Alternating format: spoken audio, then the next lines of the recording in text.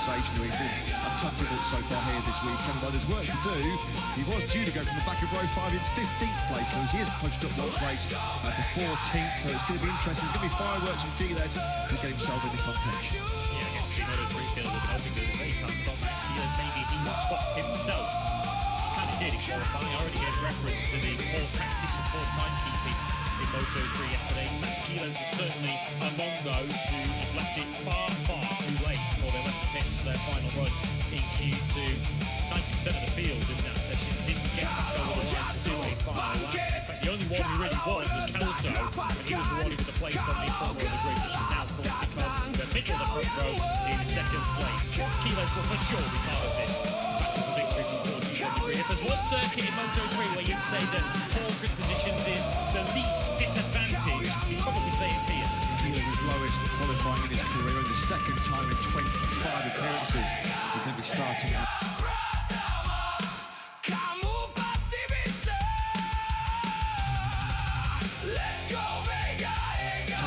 But it is King Danish, now for 80 Honda's MSI, who will be bumped up onto pole position. Danish, the Malaysian, the 18-year-old, is already catching the eye. The points in his last 5 Grand Prix, 7th last time out in Catalunya. It was a career best, his 3rd top 10 finish. And Joel Kelso, he now getting pushed up onto the 2nd place on that front row. It won't feel like a very Australian like when the conditions here today. Yes, KTM, Honda, KTM on the front row of the grid. Also qualified up on the front row for falling here in Magellan. He received a penalty that dropped him down the grid. Doesn't drop down the grid this time, he moves up the result of the event of earlier on in the day. Let's get the very latest from Intact, of course, completed now ahead of this Moto3 battle. Peter O'Toole for Jack. Yeah, Peter, the guy's just explaining, unfortunately through tonsillitis, no poleman, no David Almanza. I'm sure that's a huge disappointment. Just update us on his condition. Yeah, he's really unlucky this season after his injury after the race in Brasilia now. He's again sick, and we brought him today morning in the hospital to get more information. And of course it's a shame because he's really fast and deserves to participate, of course, this race today and make a good result. But so now we hope he's soon back in our team and can do his job. Absolutely, one rider but a fast one in David. It feels like a race around Mugello is built for David Munoz. Here the races are unforeseeable. It's very difficult to have a good strategy, and yeah, we will see. But David is usually very strong under this condition, and if he's a little bit lucky, he can be involved. Good luck. Thank you very much. Yeah, thanks, Jack. Thanks to Dynavolt's Intact boss, Peter. Yeah, we send our wishes to a speedy recovery to David. Our man, so I'm told his tonsils have swollen to the point where he's actually struggling to speak. It sounds awful for the young Spaniard. It's going to be the 3rd Grand Prix this year. Unfortunately, he will not be able to find 4 points scoring place. One rider to keep an eye on. We're always keeping an eye on CFI to match for, aren't we? Marco Morelli going now from 7th on the grid. Max Giles from 15th. Let's get the thoughts of Marco with Jack. Yeah, through to the 3rd row now for Marco. This is going to be an interesting race, I imagine. Ready for it? Yeah, it will be interesting. Let's see how the hard is and how we need to manage. But anyway, going on the weekend was very well, so I'm quite happy with all the work we did. And we are, I think, ready and prepared for the race. And yeah, let's try to don't be a big group. But in the end, this is Mugello, and it's a chaotic race always. But let's see, I'm looking forward. Good luck. Thank you.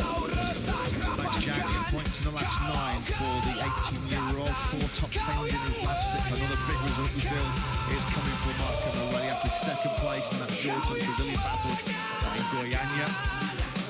Just like Brian Ariarte, that's now back-to-back front rows, of course, for the Red Bull KTM rider. Let's go back onto that front row grid and find Aussie Joel Kelso. Now 2nd to the front of the Oscar Jack. Yeah, interviews coming thick and fast down on the grid. Joel now middle of the front row of the grid. We always know these Mugello races are just about getting your elbows out and getting stuck in. I imagine that is right up your street. Yeah, that's definitely the plan. I mean, we know it's going to be a massive group here, so we'll try to enjoy it. fun. Cheers, mate.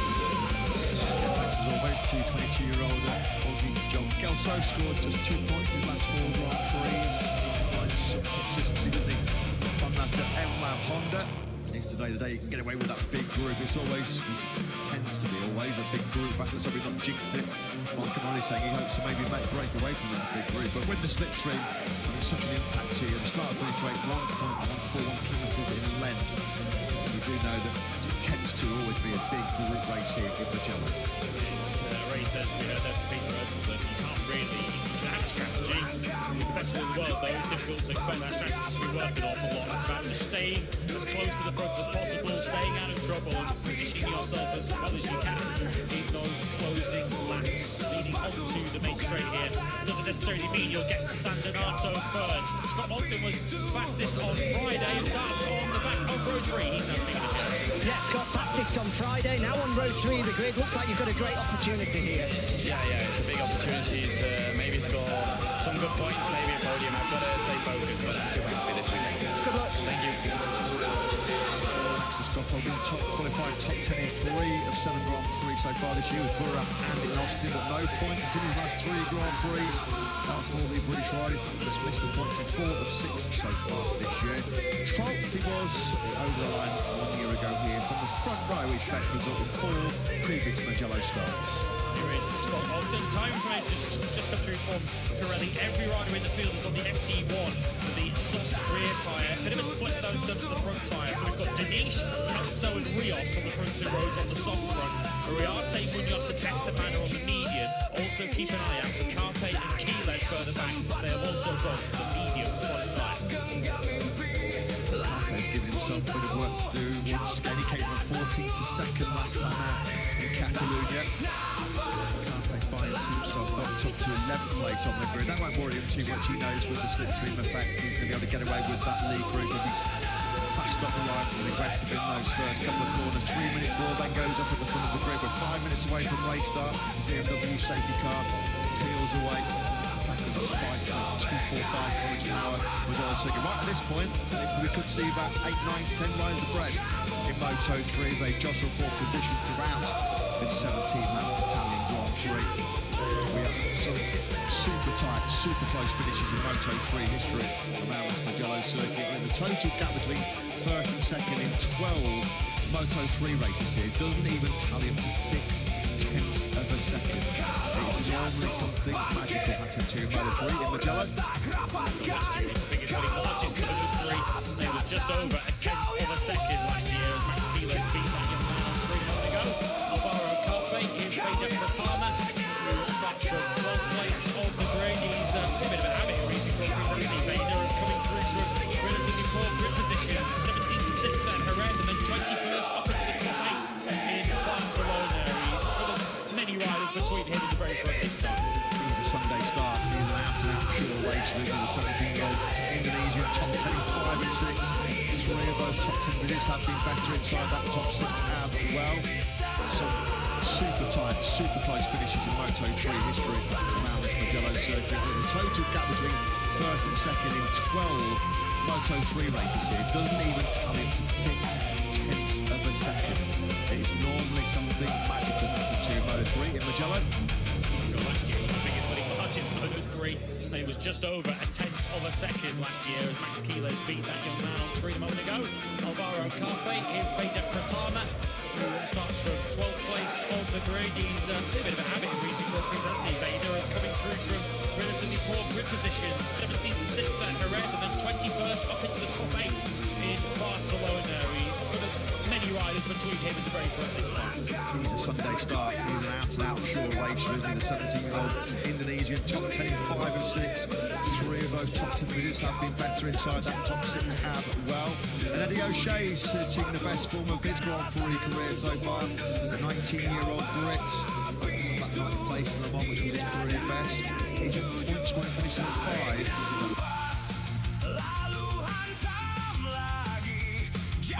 Q1 graduates Battelli of New Canada on row 6 ahead of local hero Guido Pini. Riche Moody was in the top 3 on.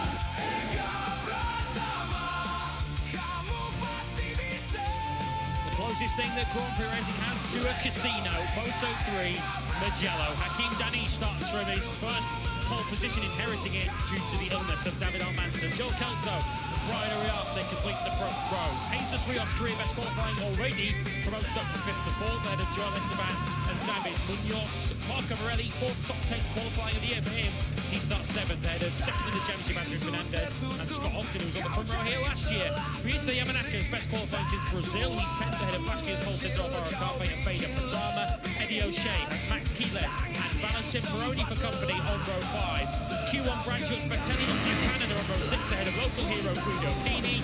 Riche Mundi was in the top 3 on Saturday morning. He starts 19th ahead of Casey O'Gorman and Rico Salella. And completing your depleted grid of 25 riders are Cruzes Ramastor from Carraro and Zen. 9 on 10 years. 20. Into the top 4, not going behind, because if not you can lose so many positions in the straight, and just try to always be there. Thanks, Becca. Always appreciate chatting. Have a good day. Yeah, awesome. Thanks ever so much, Jack. And thanks to Chris Moore, Prodigy. The victory here later on this afternoon. There's the tail of the tape in terms of the championship. What a story 2026 so far has been for Max Keeles. 6 foot 4 points clear in the championship with just 6 rounds completed. The story of the season so far: second, first. Quite literally sensational for the 18-year-old. He's trying to be just the second rider in Moto3 history to win 4 in a row. David Alonso, of course, who was then very much part of the Aspire project, did so in 2024. He's looking to win 7 on spin. Did Alonso. Work to do that. This will be a big test for Max Keeles. He's going to have to do something that nobody else has managed before in Mugello in Moto3 to win from so far back. Miguel Oliveira was a winner here from 11th in 2015. Andre Mina, what a popular winner he was back in 2017. He did it from 12th on the grid. Max Keeles from a revised starting position of 14th with Almanza's unfortunate absence. So Hakim Danish then been on the Grand Prix front row before, but he's never started at the head of the field. I'm sure butterflies, a few nerves jangling still for the team number 13.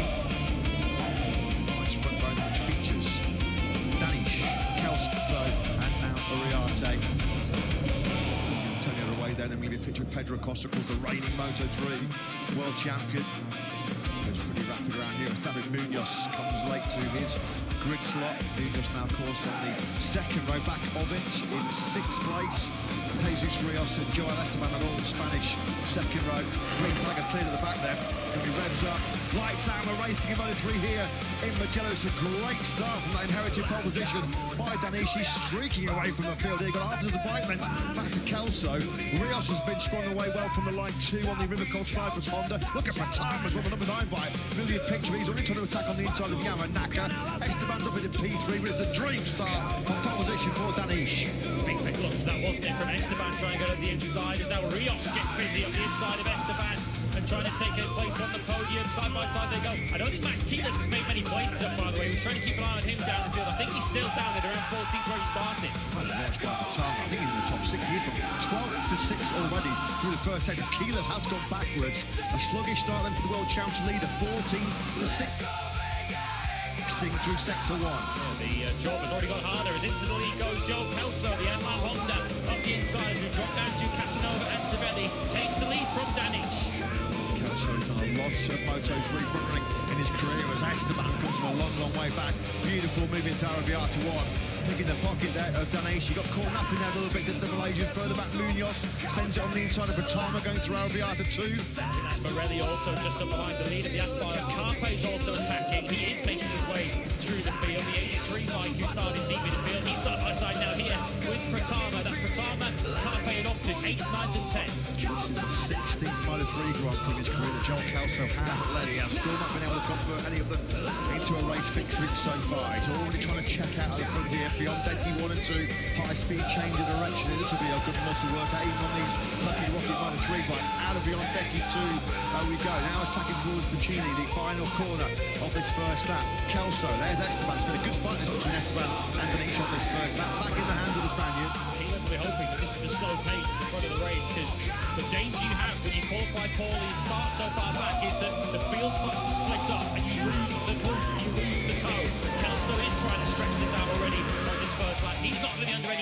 shouldn't think so anyway, at least it's so on, because Danish and Esteban are too busy watching each other. Kelso, Esteban and Danish, the three in the 202s early on here. Max Keeler's got 204.7 on the rating lap, already minding a bit of early traffic, isn't he, as Kelso was able to hold it in and the slipstream down to the first corner. That's lovely by Morelli on the inside of Munoz. That is a beautiful move, that by the number 97. Here's progress that is starting to come away. Fernandez going head-to-head with Fatama, the two Hondas side by side as the Honda leads the Grand Prix as Carvey continues to get aggressive in these early stages. Remember, he started back on the fourth row grid. He's now taken Munoz for 7.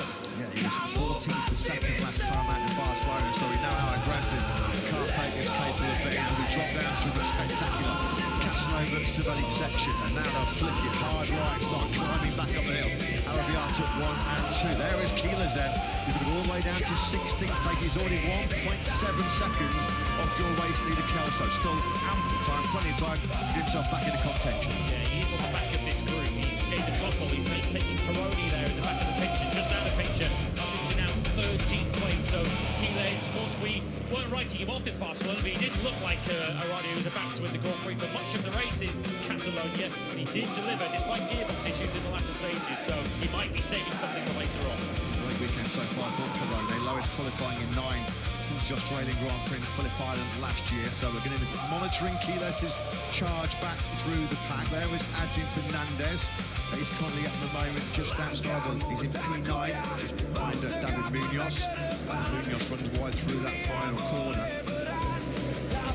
Run is the onto the main straight, 1.1 kilometres in length from Puccini the final corner to San Donato, and Kelso must have a feeling of inevitability here that he's just going to get swamped on the run to the line as they go side by side. Fastest lap is from Max Keeler to 55.4. He was 6/10 quicker than the leader. That's what it looks like for Max Keeler. Kelso did indeed get swamped by 3 riders. Yeah, he's trying to lean on Esteban there in the first corner through San Donato. We go.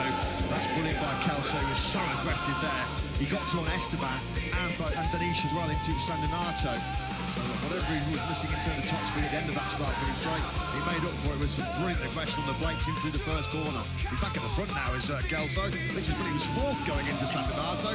He comes out of turns 2 and 3, back in the lead. He's got the elbows out this morning as the Aussie. That was what he promised when he spoke to Jack on the grid, and no surprise to see Uriarte getting to San Donato first. Now remember back in Barcelona, and so much of the race in Barcelona is about the top end speed, getting to turn 1 berth on that massive main straight. As in 10 of the 18 laps, it was Uriarte who was leading at the end of that main straight.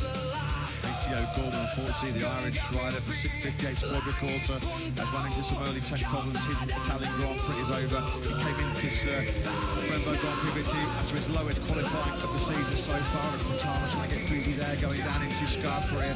Kelso then it is that still leads on the exit Plagio. Uriarte was a little bit wide. Is he going to have the inside ladder now? They drop down into Correntine. No, he's not. This is where Kelso had some controversial contact with Guido P, the home car favourite. Last year on the exit Correntine. Right here, as they were just about to flick it left through the first part of Beyond Betty 1 and 2. This spectacular high-speed change of direction. He's just passed Montana, by the way, out of picture. He's now into the position 15th place. He is about those local heroes you can possibly get. He literally lives a stone's throw from the circuit.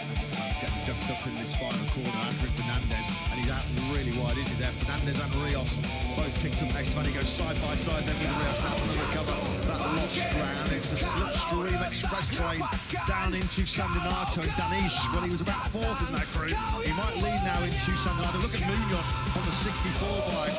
This is brilliant by Munoz. He's going to get his stop now. He's in way too hot. With the slipstream now, Munoz would have been sucked in about 7-8 kilometres now. As fast as Rios is getting ducked up further back. I think he almost ran into Keeles. Keeles is now up into 8th. He's now the leading Aspar rider. Look at that aggression for the world changing leaders. Side by side there with Esteban. Keeles is starting to roll his sleeves up now. You just know that he's so cool, he's so calm, isn't he? As Andy O'Shea goes on the inside of Rios. Jesus Rios is getting really fast and beating up at the moment. So Max Keeles, he was 1.7 seconds off the lead at the end of the first couple of laps, and already that gap you can see on the graphic is under a second.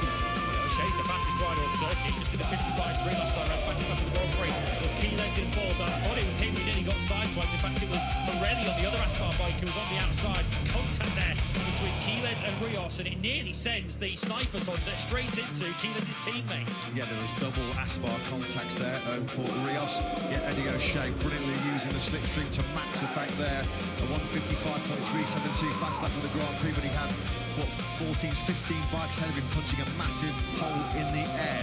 But Riarte, it is then now that leads this Italian Grand Prix. We drop down through Colentaio, that form of 17. Riarte did so much of the front running, did he last time out in Barcelona? 3 seconds still covers the first 22 riders. There are 24 running on the track. With O'Gorman out of the race and Rydick just joining us. Manson never started it, ruled out before the Grand Prix began due to tonsillitis. So it is still a leading group of just about everybody. Riarte led 10 laps in Barcelona, so this is not a new experience for the Spanish rider.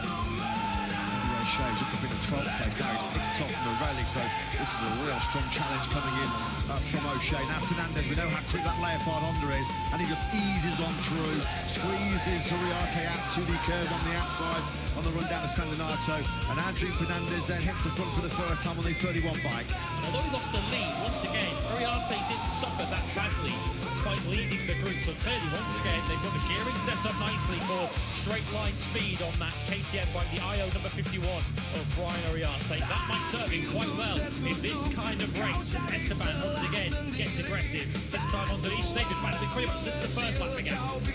Esteban and aggression just go hand in hand together, don't they? That's at 78 machine, and now here comes Quiles. Quiles is just starting to methodically work his way to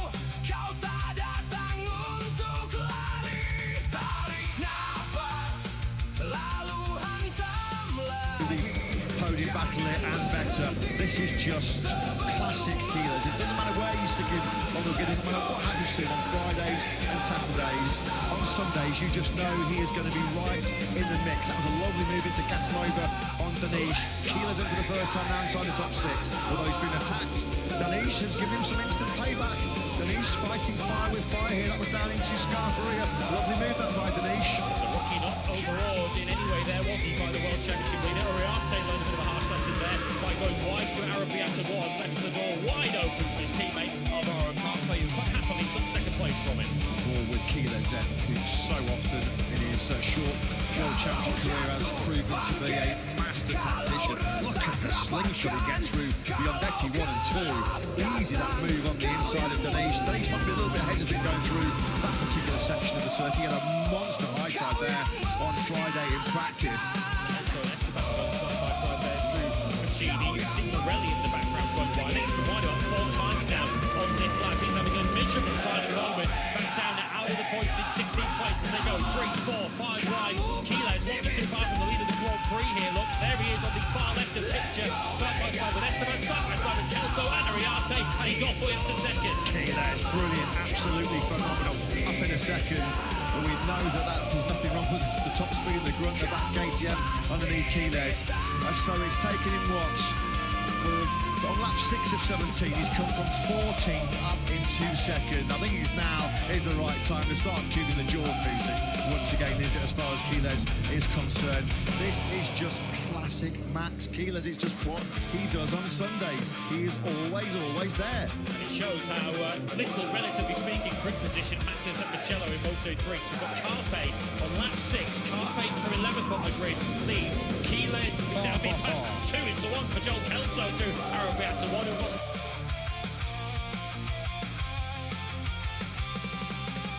Langkahmu tak goyah, bahu tegap mata ke depan. Dunia boleh berat, tapi kau tetap jalan. Debu di sepatu bukan alasan untuk mundur. Kau bawa api itu di dada yang jujur. Tarik nafas, lalu hantar.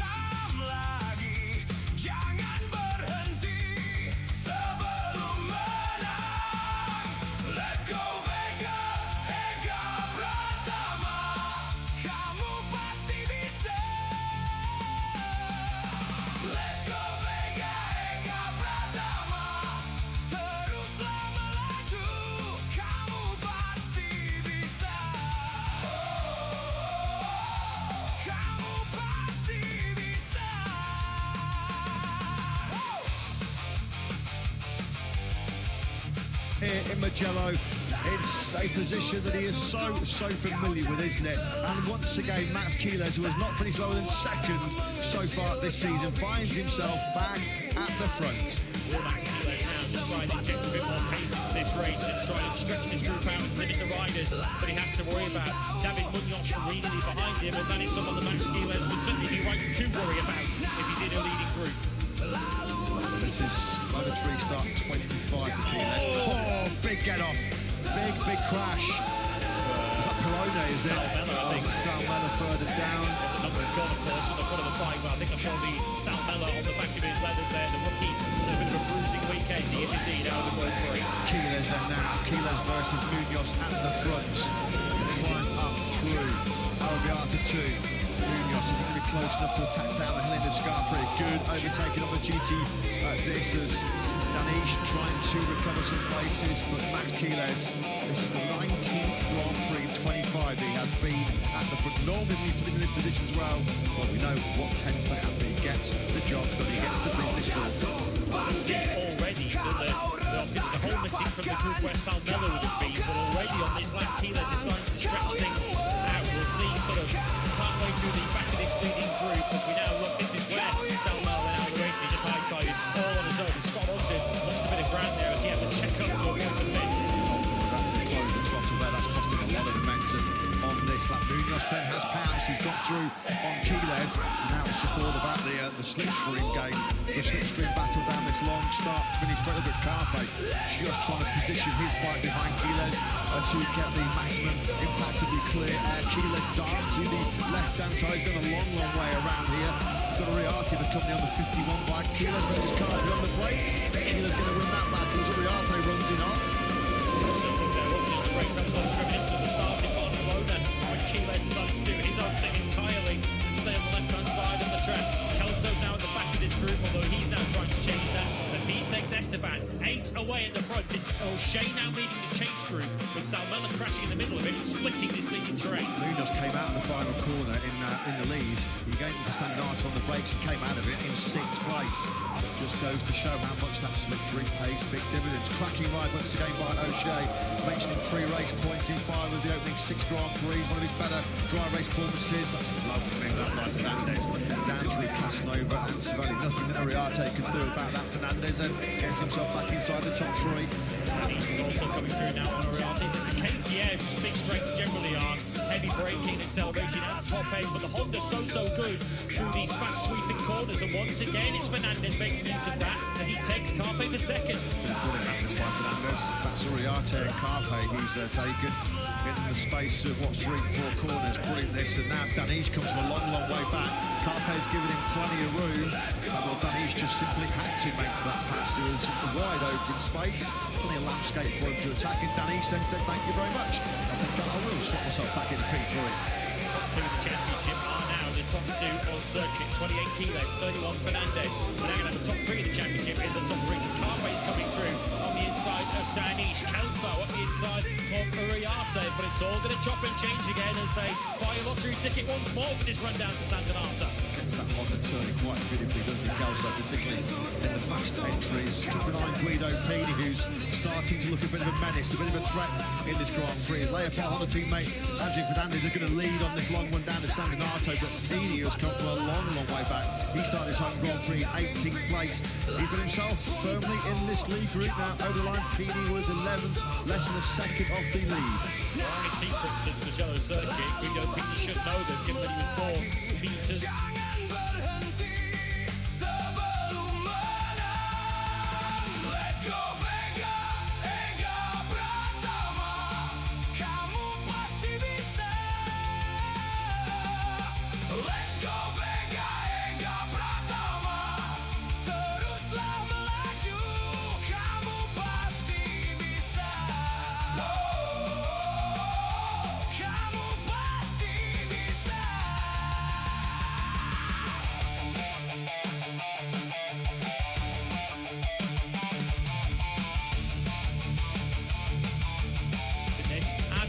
They've had a different first few laps.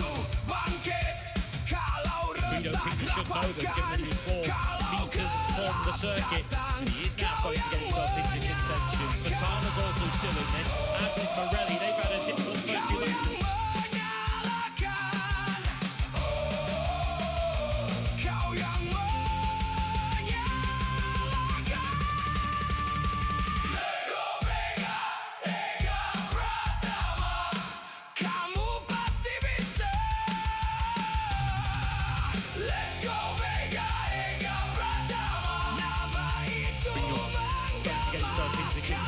Tatana's also still in this, as is Bring your point scoring places at the moment.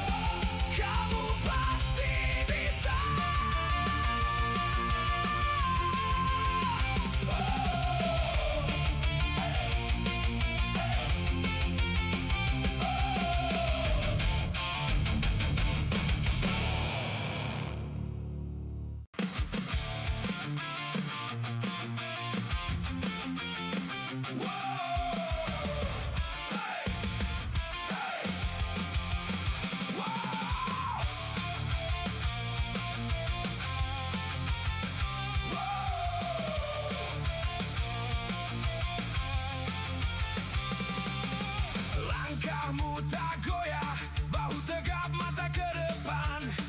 Dunia boleh berat, tapi kau tetap jalan. Debu di sepatu bukan alasan untuk mundur. Kau bawa api itu di dada yang jujur. Tarik berhenti sebelum menang. Let go Vega, Ega Pratama. Kamu pasti bisa. Let go Vega, Ega Pratama. Teruslah melaju, kamu pasti bisa. Kamu pasti bisa.